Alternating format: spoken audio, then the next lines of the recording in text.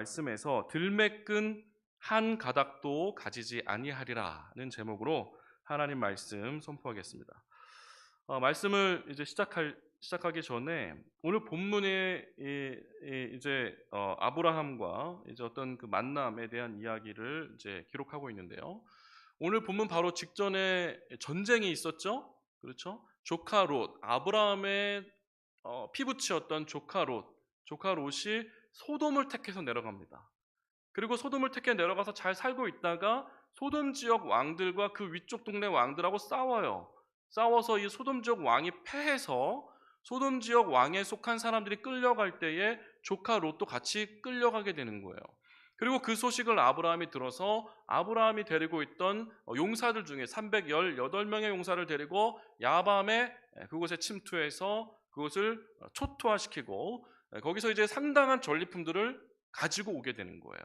그런 이야기. 그래서 아브라함이 이 종족들을 다 쓸어버리고 승리를 거두었다. 대승을 거두었다라는 이야기가 아마 동네에 이렇게 큰 소문으로 돌았던 그런 배경을 하고 이제 오늘 본문의 이야기가 시작이 됩니다. 한 가지 퀴즈를 한번 내보겠습니다. 여러분 지금으로부터 오늘로부터 정확하게 한 만 5년 전의 이야기예요. 오늘이 6월 14일이잖아요. 6월 12일인데 정확하게 만 5년 전, 그러니까 2018년의 이야기인데 2018년 6월 12일 아침 10시 4분 15초에 여러분 무슨 일이 있었는지 아십니까? 모르세요? 아마 제가 말씀드리면 다 아실 거예요. 한 분도 빠짐없이.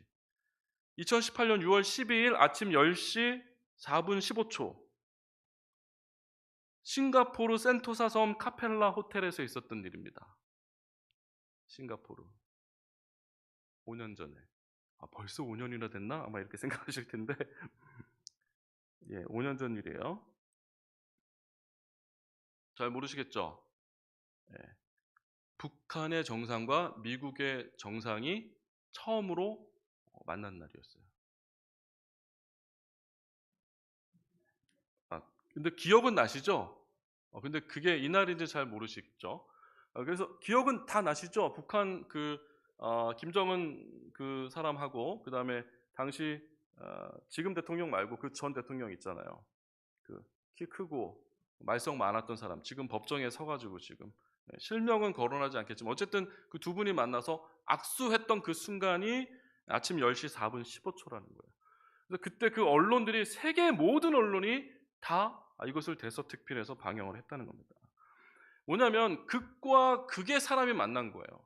도무지 역사에 단 한 번도 만난 적이 없고 만날 일이 없었을 것만 같은 그 사람이 만났다는 이야기죠. 자, 이렇게 큰 만남, 오늘 본문에서도 그 중요한 위대한 만남, 어떤 세기의 만남이 이루어지고 있는 것을 우리가 보게 됩니다. 17절 말씀 보시면 아브라함이 그돌라오멜과 그와 함께한 왕들을 쳐부수고 이제 돌아올 때에 소돔 왕이 사회 골짜기 곧 왕의 골짜기로 나와 그를 영접하였다. 이제 소돔 왕이 먼저 언급이 되고 있지만 소돔 왕의 이야기는 잠깐 빼겠습니다. 이 사람은 별로 중요한 사람이 아니니까 빼고 우리 18절 말씀 한번 같이 읽어보겠습니다. 18절 말씀 시작. 살렘 왕 멜기세덱이 떡과 포도주를 가지고 나왔으니 그는 지극히 높으신 하나님의 제사장이었더라. 그렇습니다. 살렘 왕 멜기세덱이라는 거예요. 이 멜기세덱의 동그라미를 쳐놓으시고 아마 기억을 해두시면 좋을 것 같아요. 조금 낯선 인물일 수도 있습니다. 그가 살렘 왕이라고 해요. 예루살렘의 그 살렘, 어떤 지명과 연결된 사람이고, 그리고 살렘 평화의 왕이고 의의 왕이고 지극히 높으신 하나님의 제사장이라고 이야기하는 거예요. 도무지 이 사람이 왜 이곳에서 하나님의 제사장을 하고 있는지 성경 학자들도 정확한 답을 내리지 못합니다. 그가 어떤 노아의 셈 족속의 후손으로서 아마 이곳에 살고 있을 텐데 그럼 왜 그자가 여기에 살고 있는가? 그렇지 않고 이분이 어떤 그 예수님, 하나님의 아들 예수 그리스도의 모습으로 이때 한번 왔다가 다시 갔다가 다시 오신 것이다. 뭐 이렇게 해석하는 이야기도 있어요. 그만큼 이분은 굉장히 무게감 있는 사람이라는 거예요. 그러나 일반적으로는 실존하는 어떤 한 인물로 우리가 바라보고 이해하는 것이 좋을 것 같습니다. 이 살렘 왕에 대해서는 오늘 성경 본문에 지극히 높으신 하나님의 제사장이라 이렇게 이야기해요. 그러면 시편 110편 4절 말씀에도 이 멜기세덱이 등장하는데 한번 말씀 띄워 주시겠어요? 같이 읽어 봅니다. 시작. 여호와는 맹세하고 변하지 아니하시리라 이르시기를 너는 멜기세덱의 세열을 따라 영원한 제사장이라 하셨도다. 그러니까 이 사람은 지극히 높은 하나님의 제사장인데 시편 110편에서는 영원한 제사장이에요. 그 멜기세덱의 뒤를 잇는 사람이 영원한 제사장이 되는 거예요. 왜요? 멜기세덱이 영원한 제사장이니까. 그리고 신약 성경에 이제 히브리서 5장과 6장과 7장에 무려 굉장히 세 개의 장에 멜기세덱에 대해서 구체적으로 이야기하고 있습니다. 그 중에서도 대표적으로 7장 1절에서 4절까지 말씀 한번 같이 보겠습니다. 시작. 이 멜기세덱은 살렘 왕이요 지극히 높으신 하나님의 제사장이라. 여러 왕을 쳐 죽이고 돌아오는 아브라함을 만나 복을 빈 자라. 아브라함이 모든 것의 10분의 1을 그에게 나누어 주니라. 그 이름을 해석하면 먼저는 의의 왕이요 그 다음은 살렘 왕이니 곧 평강의 왕이요 아버지도 없고 어머니도 없고 족보도 없고 시작한 날도 없고 생명의 끝도 없어 하나님의 아들과 닮아서 항상 제사장으로 있느니라. 이 사람이 얼마나 높은가를 생각해 보라. 조상 아브라함도 노량물 중 10분의 1을 그에게 주었느니라. 자, 여기가 포인트예요. 4절 한 번 더 띄워주시면 이 사람 멜기세덱이 얼마나 높은가 생각해 보라는 거예요. 아브라함조차도 그에게 10분의 1을 드렸다는 거예요. 자, 아브라함이 어떤 사람입니까? 아브라함은 창세기에서 가장 중요하게 많은 부분을 할애해서 다루고 있는 사람이 아브라함이에요. 그리고 구약에서 가장 위대한 인물을 꼽으라 한다면, 가장 중요한 인물을 꼽으라 한다면 그 중에 반드시 아브라함은 들어갈 거예요. 믿음의 조상이니까. 성경 전체를 통해서도 아브라함은 매우 중요한 위치를 차지하고 있습니다. 그리고 인류 역사에도 마찬가지예요. 기독교, 가톨릭, 그리고 또 하나 이슬람교. 세계의 3대 종교에서 말하는 그들의 믿음의 조상이 누구예요? 아브라함이에요. 이 아브라함. 아브라함은 아마 인류의 수많은 그 사람들 중에서 최상위에 랭크된 사람이 바로 이 아브라함일 거예요. 그만큼 성경에서도 중요하게 다루고 있고 인류의 역사에서도 너무나 중요한 위치에 있는 최상의 클래스의 그 아브라함이 지금 누구에게 11조를 드리고 있는 거예요? 멜기세덱에. 그러니까 이 사람이 얼마나 높은지 생각해 보라는 거예요. 아브라함이 그렇게 높은데 아브라함보다 더 높은 위치에 있는 이 사람 멜기세덱. 그런데 구약 성경에는 안타깝게도 3절밖에 이 사람에 대한 기록이 없습니다. 창세기에는 3개의 절밖에 없어요. 우리가 지금 그 한 절을 읽은 거고 19, 20절까지만 살렘 왕에 대한 이야기가 나오죠. 어쨌거나 이 세기의 만남과 같은 성경에서 가장 중요하게 다뤄지는 아브라함, 그리고 그보다 높은 영원한 제사장, 그리고 그의 이름 멜기세덱. 그래서 예수님이 멜기세덱의 반차를 따라서 제사장이 되었다고 성경이 해설을 하잖아요. 예수님은 유다 지파예요. 다윗이 유다 지파죠. 그러니까 예수님은 왕의 후손이기 때문에 왕이 될 수는 있지만 레위 지파의 후손은 아니기 때문에 제사장은 될 수가 없어요. 그런데 예수님은 왕으로서도 오시고 제사장으로서도 오셨어요. 그럼 이 제사장은 도대체 어디서 왔냐는 거죠. 레위 지파도 아닌데. 그러면 그것을 설명하기 위해서 이 멜기세덱, 예수님은 영원한 제사장 멜기세덱의 지파를 따라서 영원한 제사장이 된 분이 바로 예수님이다. 이렇게 설명하고 있는 거예요. 그만큼 이 세기의 만남, 두 만남을 통해서 이들이 무엇을 하고 있냐는 것이죠. 자, 북한의 정상과 미국의 정상이 만나서 무슨 이야기를 했을 것 같습니까? 그들이 만나서 내가 지금 핵무기를 개발하고 있는데, 아니 내가 지금 신형 무기를 개발하고 있는데 당신 위치 추적 다 할 수 있고 너가 어디로 가도 지금 내 손바닥 안에 있어. 뭐 이런 것들을 은연중에 드러내서 협상 테이블을 유리한 쪽으로 가져가려고 하지 않았을까요? 그러나 지금 이들은 자기가 얼마나 위대한 제사장인지, 아니면 아브라함 지금 전쟁에서 승리를 거두고 온 사람이죠. 그리고 아브라함의 이 멜기세덱을 만나는 장면들을 수많은 화가들이 그림으로 그려냈는데, 그 그림을 보시면 대부분 아브라함이 굉장한 근육질의 남자로 나옵니다. 갑옷을 입고 있고 투구를 쓰고 있어요. 전사의 모습으로 나와요. 전쟁에서 승리를 거두고 아주 의기양양한 모습으로 허리를 굽히지도 않고 꼿꼿이 세워서 무릎을 꿇고 있거나, 아니면 살렘 왕을 이렇게 딱 이렇게 하고 있는 뭔가 그런 당당한 모습으로 나오는 거예요. 그만큼 아브라함은 지금 자랑할 게 많아요. 내가 믿음의 조상이죠. 당신은 하나님의 제사장이지만 하나님은 나를 불러서 이 땅을 주시겠다고 했고, 나를 복의 통로로 하시겠다고 했고, 또 내가 지금 전쟁에 나가서 좀 승리를 거뒀고, 이 많은 전리품들을 다 가져왔고, 이런 자랑할 일들이 많습니다. 그런데 여기서 지금 무엇을 하고 있냐면 19절 말씀 한번 같이 읽어보겠습니다. 19절 말씀입니다. 같이 읽읍시다. 시작. 그가 아브라함에게 축복하여 이르되 천지의 주제시오 지극히 높으신 하나님이여 아브라함에게 복을 주옵소서. 아브라함을 축복합니다.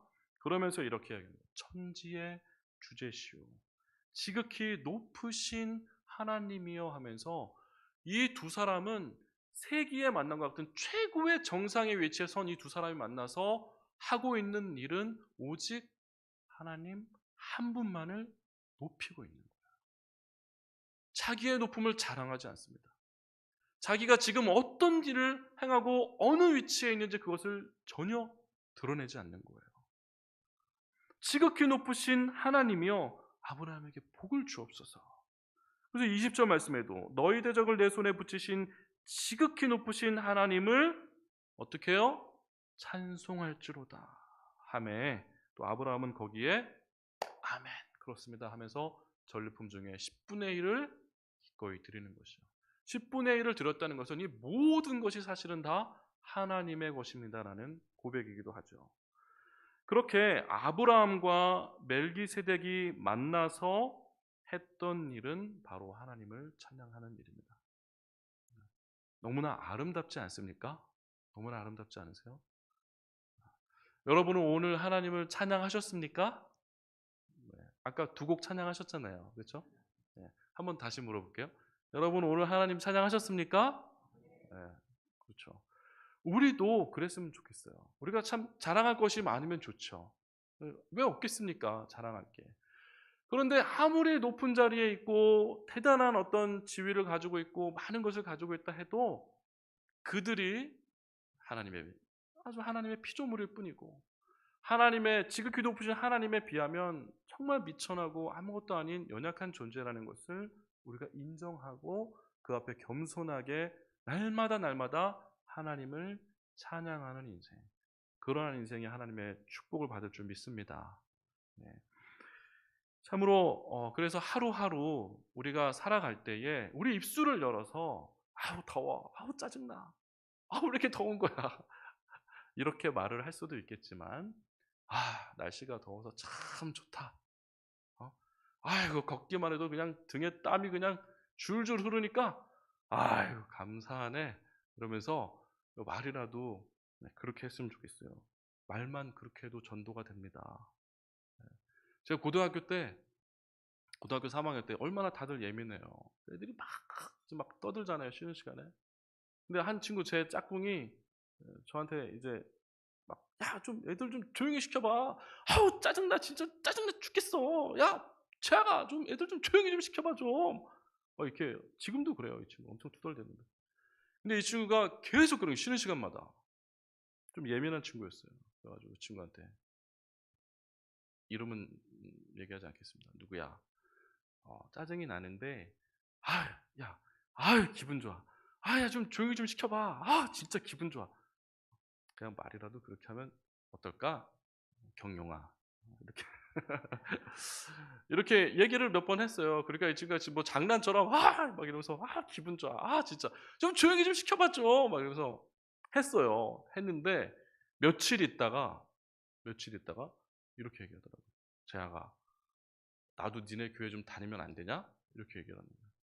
그리고 나서 계속 교회 나왔어요. 지금도 교회 열심히 다니고 있어요. 아주 신앙 좋은 마누라 때문에 다니는 거긴 하지만 계속 다니고 있어요.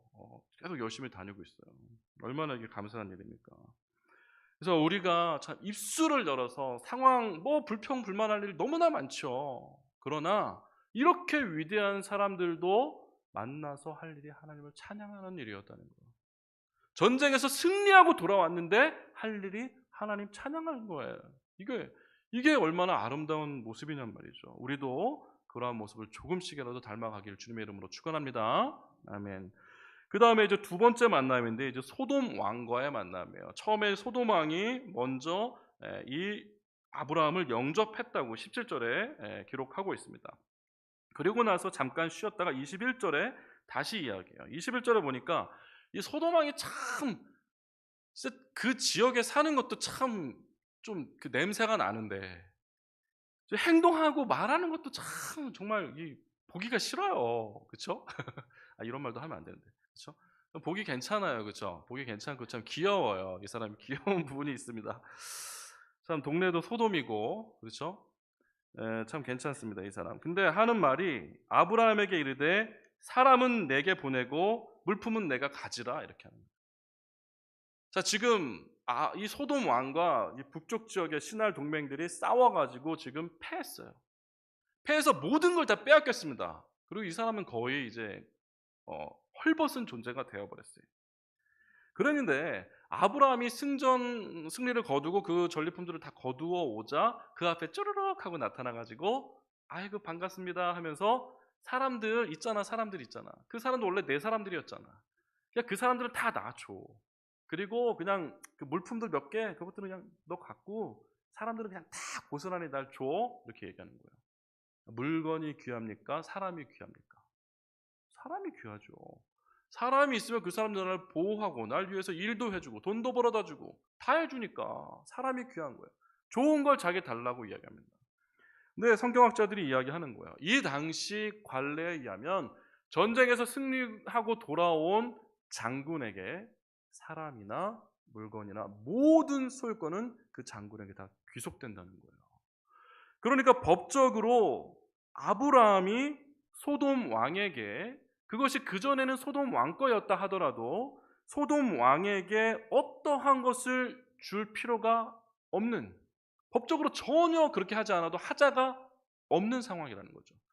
그런데 법적으로 하자가 없는 상황에 있는데 갑자기 느닷없이 소돔 왕 아브라함에게 나타나서 사람을 주고 물품을 가져오라 이렇게 얘기하는 겁니다. 그러면 어떻게 해야 되겠습니까? 아브라함 같으면 무슨 소리야? 사람도 내 거고 물건도 내 건데 당장 꺼져! 이렇게 얘기하면 되잖아요. 당장 저리 가! 더워 죽겠는데 정말. 이러면서 얘기해도 되잖아요. 그런데 아브라함은 그렇게 이야기하지 않는다는 거예요.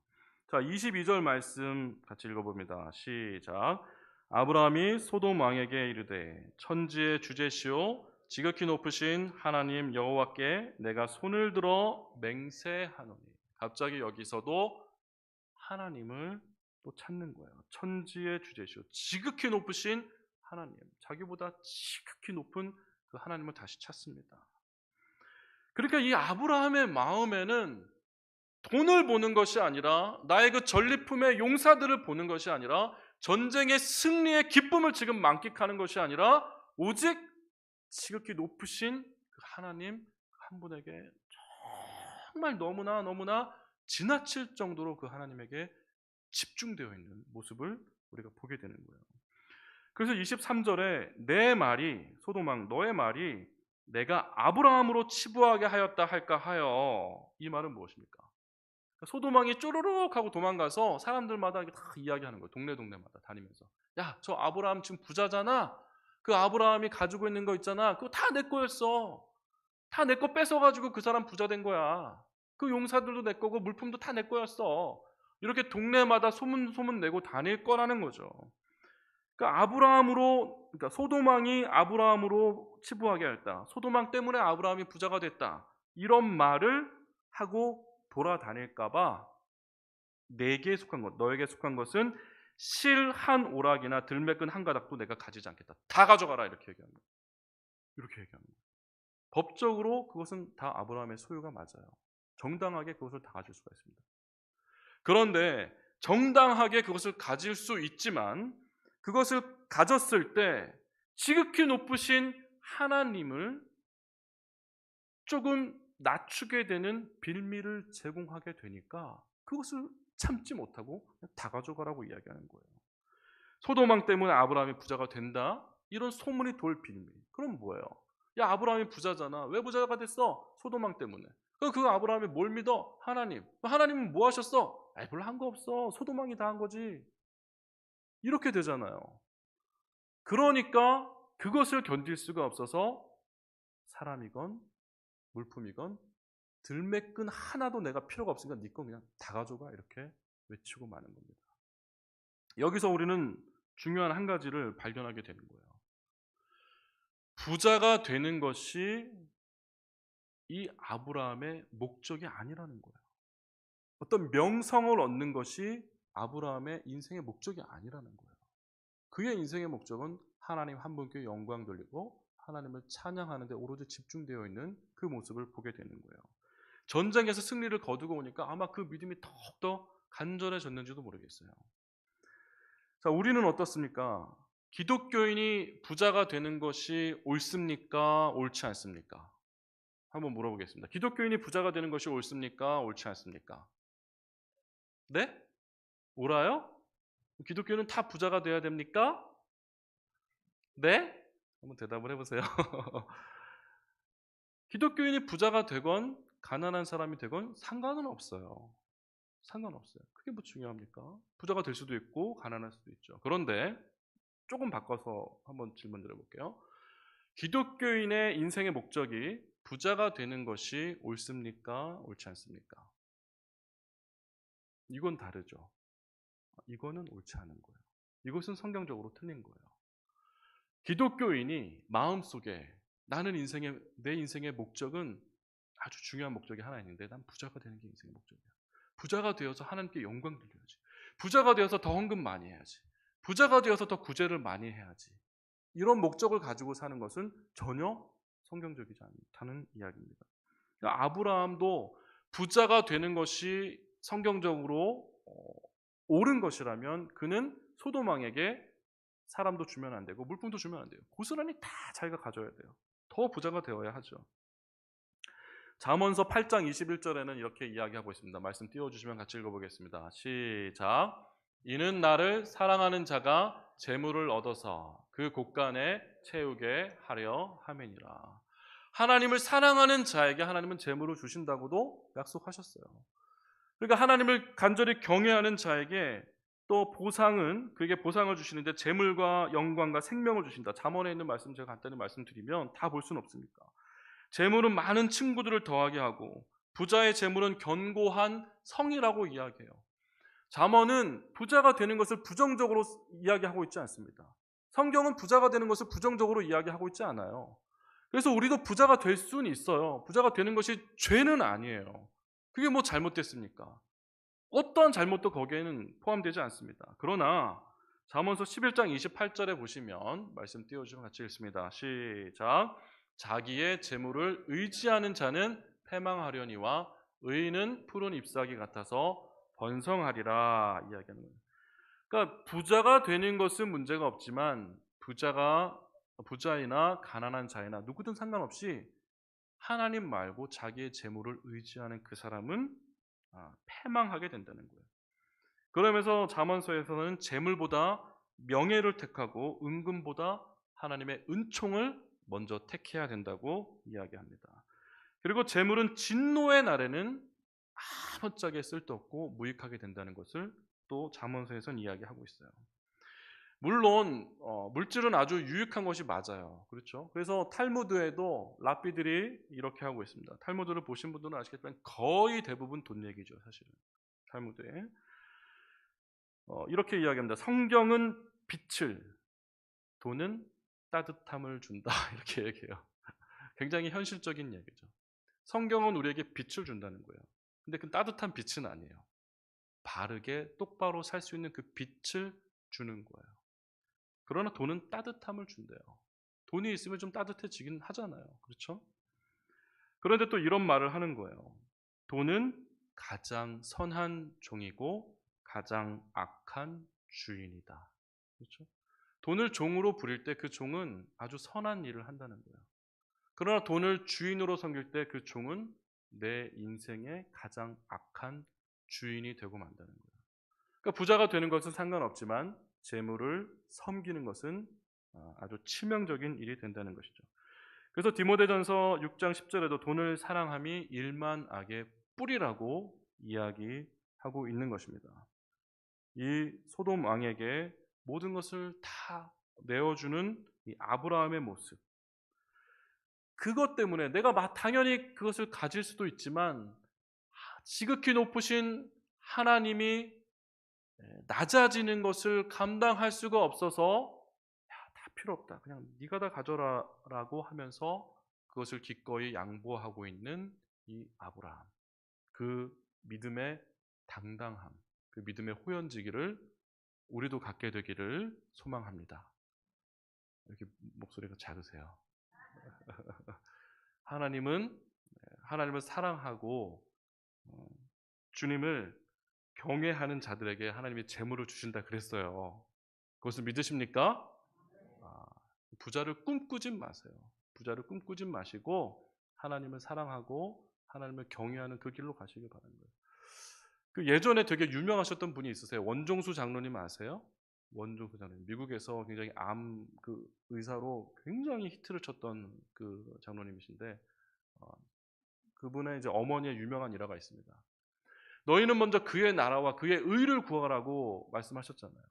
재물을 쫓지 말고 먼저 그의 나라와 의를 구하라고 말씀하셨다는 거예요. 그래서 이 그 원종수 장로님의 어머니가 무슨 힘든 일만 있으면 일단 밖으로 나가서 계속 전도지 돌리면서 예수님을 전했대요.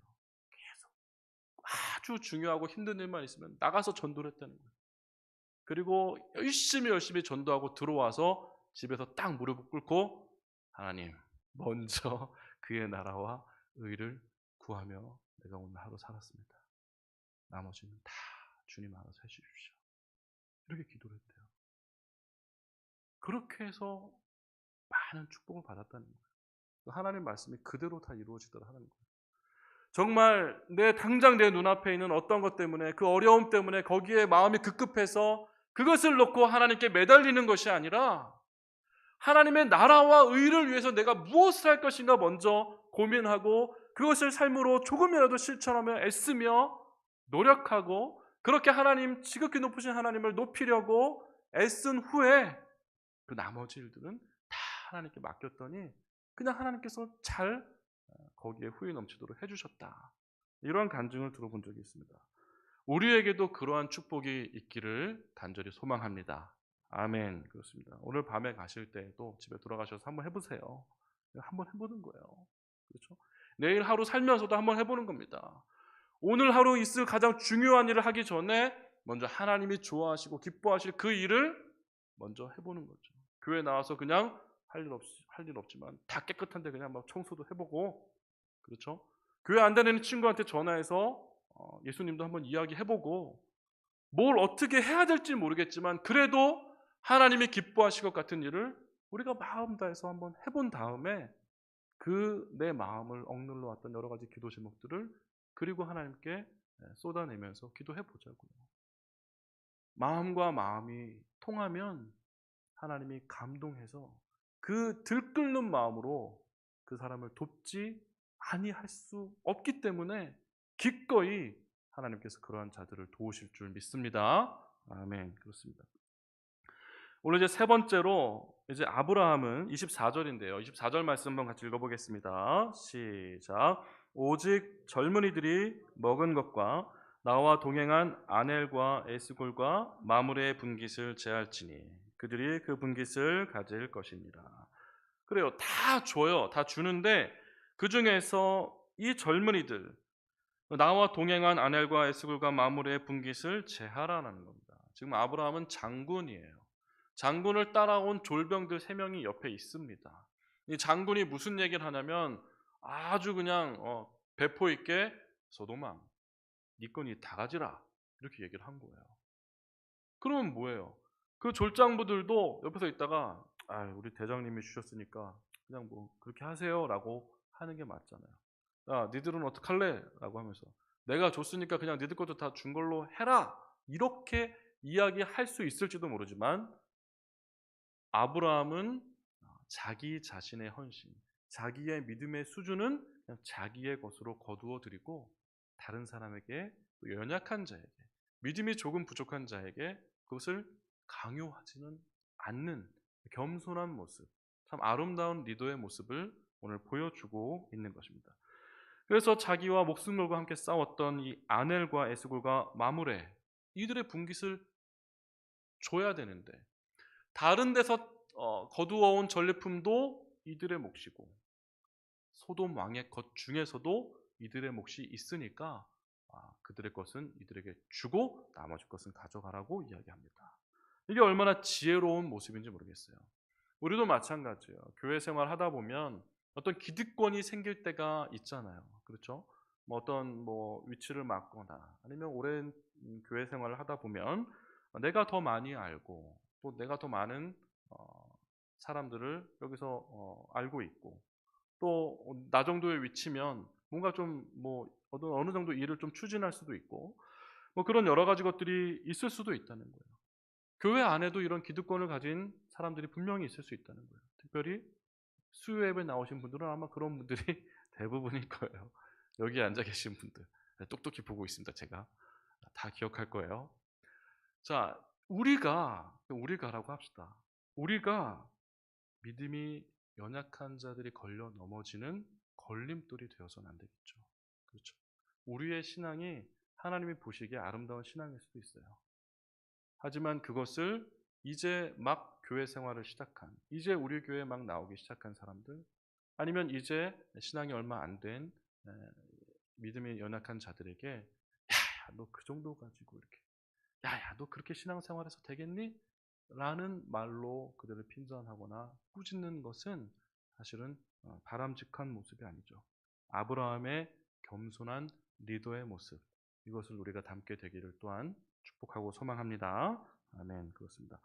말씀을 마무리합니다. 세계의 만남과 같이 정말 위대한 두 인물의 만남을 통해서 이들이 자기 자신을 뽐내고 자랑하는 것이 아니라 하나님 한 분을 경외하는 데 오로지 집중했던 것.